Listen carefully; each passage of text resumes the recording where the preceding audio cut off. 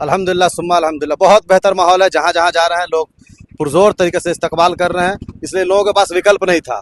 75 सालों से हम लोगों ने सिर्फ सेकुलर के नाम पर वोट देते रहे और मुसलमान, दलित, पिछड़ा अगड़ा सब अपने आप को ठगा महसूस करता रहा। लोग एक विकल्प के तौर पे थे, मांग रहे थे। असदुद्दीन ओवैसी साहब ने एक विकल्प दिया है और लोग उसका समर्थन कर रहे हैं। क्या लग रहा है इस बार आपके सामने फातमी साहब भी है, फातमी साहब भी एक आप जैसा ही चेहरा है वो, आपको क्या लग रहा है? नहीं, मेरे जैसा कैसे चेहरा है? आसमान और जमीन का फर्क है। समंदर के दो किनारे एक नहीं हो सकते। नहीं, आप सवाल समझ रहे हैं, सवाल समझ बिल्कुल रहे हैं। समझ रहे हैं। एमआईएम कभी भाजपा के साथ नहीं जा सकती। फातमी साहब कल तक भाजपा और आरएसएस की दलाली कर रहे थे, तब कहाँ थे वो? इसलिए हमारा और उनका कोई ये नहीं, मुआवजा नहीं है। लेकिन लोगों में कहीं ना कहीं सवाल पैदा होता है कि फातमी साहब के सामने आपको खड़ा नहीं होनी चाहिए था। इस बात को कैसे आप देखते हैं? अब ये तो हम भी कह सकते हैं ना कि एमआईएम के सामने फातमी साहब को नहीं खड़ा होना चाहिए। आपको लोगों ने 4 मरतबा एमपी बनाया, आप अब बूढ़े हो गए, 4 आदमी पकड़ के बैठाता है, 4 आदमी उतारता है। इसलिए आप जाइए, कब्र में पैर है, अल्लाह अल्लाह कीजिए, दुआ कीजिए, नमाज पढ़िए, घर बैठिए। लेकिन साहब सवाल ये है, वकार साहब सवाल ये है कि रातों रात आपको टिकट मिला, लेकिन पहले से वो फील्ड बना रहे थे और पहले से वो टिकट लेके आए हुए थे शायद वो। हमारी पार्टी भी यहाँ पहले से काम कर रही थी। 3 महीना पहले हम लोगों ने अनाउंस किया था कि मधुबनी सीट हम लोग लड़ेंगे। कई उम्मीदवार थे, उम्मीदवारी घोषणा होने में टाइम लगता है। सदर साहब ने हमको ये जिम्मेदारी दी और हमने मधुबनी की जनता के भरोसे ये क्या कहते हैं कबूल किया और अल्हम्दुलिल्लाह लोग समर्थन कर रहे हैं। झंझारपुर में नहीं है, सीतामढ़ी में नहीं, दरभंगा में नहीं है, ऐसा क्यों है? उस पर आप लोग बात नहीं किए क्या? नहीं, हम लोगों ने बिहार में 15 सीट पे अनाउंस किया था। 15 सीट में से हम लोग 10 सीट लड़ रहे हैं, क्योंकि फर्स्ट फेज में जो सेकेंड फेज में किशनगंज का चुनाव था। अख्तर ईमान साहब की हम लोग की प्रायोरिटी थी कि पहले वहां मेहनत किया जाए। सारे बिहार के कार्यकर्ता, एमआईएम के पार्टी के लोग सब वहां मेहनत कर रहे थे, इसलिए हम लोग 4 सीट छोड़ दिए। बाकी 10 सीट पे हम लोग लड़ रहे हैं। उसमें झंझारपुर और सीतामढ़ी का नाम नहीं था, दरभंगा का नाम था। दरभंगा में हम लोग नॉमिनेशन भी कराया, वहां किसी का कारणवश रिजेक्ट हो गया और मधुबनी का हो गया, इसलिए हम लोग लड़ रहे हैं। क्या आपका क्या मुद्दा? हमारा मुद्दा है कि बाहरी भगाओ, मधुबनी का बेटा लाओ। पिछले 20 सालों से दोनों पार्टी ने बाहरी को लाकर रख दिया है। भाई यहाँ 20 लाख की आबादी है, क्या मधुबनी में एक बेटा नहीं है? लोकल कोई नहीं है। इसलिए और यहाँ जो स्टेडियम का सबसे बड़ा मुद्दा है, आप देख लीजिए, सड़कों का मुद्दा है, शिक्षा का मुद्दा है, पलायन का मुद्दा है, स्वास्थ्य का मुद्दा है।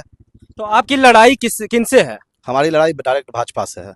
डायरेक्ट फातमी साहब को आप हल्के में ले रहे हैं, इसका मतलब? फातिमी साहब है ही नहीं कहीं। भाई बूढ़े घोड़े पे रेस कोई नहीं लगाता है। आप कहीं नहीं है, आप घूम रहे हैं, पत्रकार हैं, आप जगह जगह पता कर सकते हैं। अगर ये नहीं है तो इसे फातमी साहब का अगर से इमेज नहीं है तो यहाँ कहीं ना कहीं तेजस्वी यादव का तो इमेज जगह जगह दिख रहा है कम से कम। तेजस्वी यादव का क्या इमेज है? यही कि मुझे वोट दो या भाजपा को वोट दो। जो आदमी भाजपा के लिए वोट मांगता है उसका क्या इमेज रहेगा? कुछ इमेज नहीं है उनका, कुछ भी नहीं है। लेकिन जगह जगह जनसभा कर रहे हैं, लोगों का तादाद दिख रहा है कुछ ना कुछ हद तक।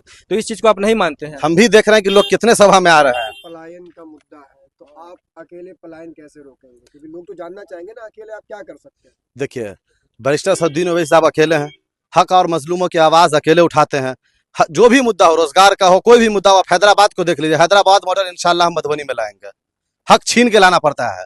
यहाँ से जो जाके वहां बैठ जाते गूंगे बहरे की तरह, तो गूंगे बहरे बनकर बनने से कुछ नहीं होगा। हक छीन के लाना पड़ेगा, बोलना पड़ेगा। सदन में लोग बोलने के लिए भेजते हैं, वहां जाकर ये चुपचाप गूंगे और बहरे की तरह बैठ जाते हैं। इसलिए हम जाएंगे और इंशाल्लाह यहाँ की आवाज उठाएंगे, यहाँ का मुद्दा उठाएंगे और हक लेकर आएंगे।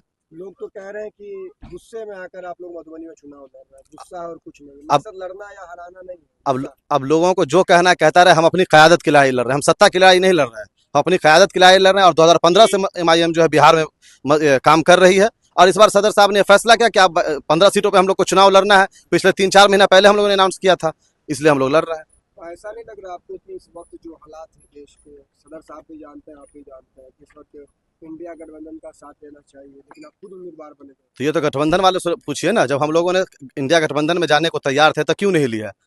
और भाई सिर्फ भाजपा को रोकने का ठेका वही ले रखा है। भाजपा को हम रोकेंगे, 9 में आप क्यों नहीं रोके, 14 में क्यों नहीं रोके, 19 में क्यों नहीं रोके? तब तो एमआईएम नहीं थी। इसका मतलब है कि आप विफल हो रहे हैं। आप नहीं रोक पा रहे हैं तो एमआईएम रोकेगी। एक आरोप के लिए आप अभी भी तैयार है, पहले भी, कि अगर फातमी साहब की अगर हार हो गई तो पूरा ढीकरा आपको ही फूटेगा, आपको नुकसान हो सकता है विधानसभा चुनाव में? ये कैसे कह सकते हैं कि फातिमी साहब की हार हो सकती है? हमारी जीत भी तो हो सकती है भाई। हम भी तो जीतने के लिए आए हैं, तो हम अपने जीतने की कोशिश कर रहे हैं, जीतने की तैयारी कर रहे हैं। कौन हार रहा है कौन जीत रहा है उससे मुझे फर्क नहीं है। हम जीतने के लिए आए हैं और जीतेंगे इंशाल्लाह। बीजेपी की बी टीम के आरोप पर फिर आप क्या सफाई देना? बीजेपी की बी टीम पर आरोप पर हम ये कह रहे हैं कि जो कह रहे या इल्जाम लगा रहा है, उनसे पूछे कि 2019 में हम 1 सीट किशनगंज लड़े, वहां से कांग्रेस जीत गई। 39 सीट नहीं लड़े, वहां भाजपा को कामयाब किसने किया?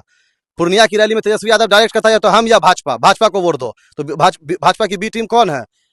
कांग्रेस के अधीरेश रंजन चौधरी कहते हैं कि या तो हमको वोट दो या फिर भाजपा को वोट दो। तो भाजपा की बी टीम कौन है? अब ये लोग पब्लिक जो है समझ गई है। ये पुराना राग रवैया हो गया, वो सब चलता रहेगा, बोलने से कुछ नहीं होगा। आपके कैडर वोटर है मुस्लिम, आप सिर्फ मुसलमानों के बीच जा रहे हैं या फिर पूरा मधुबनी घूम रहे नहीं नहीं, कौन बोल रहा है कि हमारे वोट सिर्फ मुस्लिम वोट हैं? हम 9 सीट 10 सीट पे चुनाव लड़ रहे हैं। यहाँ हमने 4 गैर मुस्लिम उम्मीदवार को टिकट दिया है। शिवहर से रंजीत भाई को दिया, राजपूत बिरादरी से है। काराकाट से प्रियंका चौधरी को दिया, सहनी बिरादरी से है। गोपालगंज से हमने माझी जी को दिया, दलित बिरादरी से है। महाराजगंज से हमने अखिलेश्वर प्रसाद शर्मा को दिया, भूमिहार समाज से है। तो हमने हर समाज के लोगों को वोट दिया है। असल जो है जिसकी जितनी हिस्सेदारी उसकी उतनी भागीदारी वो एमआईएम पूरा कर रही है। जो जहां जिसकी हिस्सेदारी है वहां हम लोग टिकट दे रहे हैं और इंशाल्लाह हमको हर जाति का समर्थन मिल रहा है। बैरिस्टर